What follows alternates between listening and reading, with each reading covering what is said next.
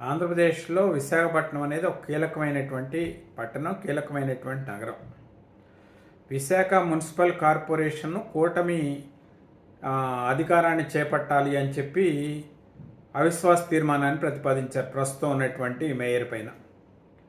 అయితే ఏంటంటే 2/3 మెజార్టీ కావాలి. అవిశ్వాసం పెట్టి ఉన్న మేయర్ని తొలగించాలి అంటే 2/3 మెజార్టీ కావాలి.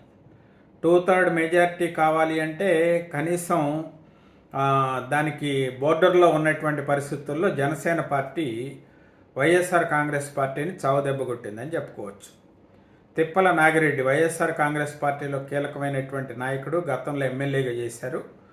పవన్ కళ్యాణ్ గారిని కూడా ఓడించారు 2019 ఎన్నికల్లో. అలాంటి నాగిరెడ్డి గారి కుమారుడు వంశీధర్ రెడ్డి ఆయన జనసేన పార్టీలో చేరారు. మరొకటి ఏంటంటే అవంతి శ్రీనివాస్ గారి కుమార్తె ప్రియాంక, ఆయన కూడా వైఎస్ఆర్ కాంగ్రెస్ పార్టీలో కీలక నేత, మాజీ మంత్రి. వారి యొక్క కుమార్తె కూడా జనసేన పార్టీలో చేరటం ఏదైతే ఉందో, అంటే విశాఖపట్నం మేయర్ ఎన్నికల్లో వైఎస్ఆర్ కాంగ్రెస్ పార్టీని ఓడించి కూటమి పార్టీకి సంబంధించినటువంటి మేయర్ని ఎన్నుకోవటానికి చాలా బలంగా జనసేన పార్టీ పనిచేసిందని చెప్పుకోవచ్చు.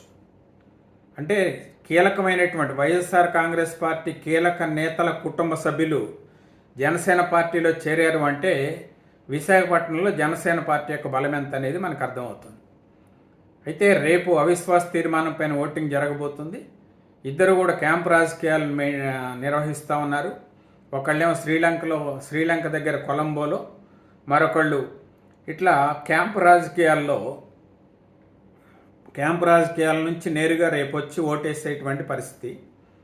మరి అవిశ్వాస తీర్మానం నెగ్గుతుందా లేదా, కూటమి అధికారాన్ని చేజిక్కించుకుంటుందా లేదా, వైఎస్ఆర్ కాంగ్రెస్ పార్టీ విప్పు జారీ చేస్తామంటున్నారు కానీ వైఎస్ఆర్ కాంగ్రెస్ పార్టీ చేజారిపోనున్నదా విశాఖ మున్సిపల్ కార్పొరేషన్ అనేటువంటి విషయం పైన రేపు క్లారిటీ వచ్చేటువంటి అవకాశం ఉంది.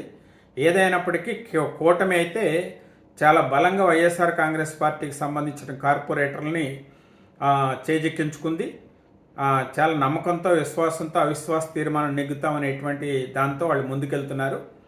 ఏం జరుగుతుంది ఏంటనేది రేపు క్లారిటీ వచ్చేటువంటి అవకాశం ఉంది. చూద్దాం ఏం జరుగుతుంది.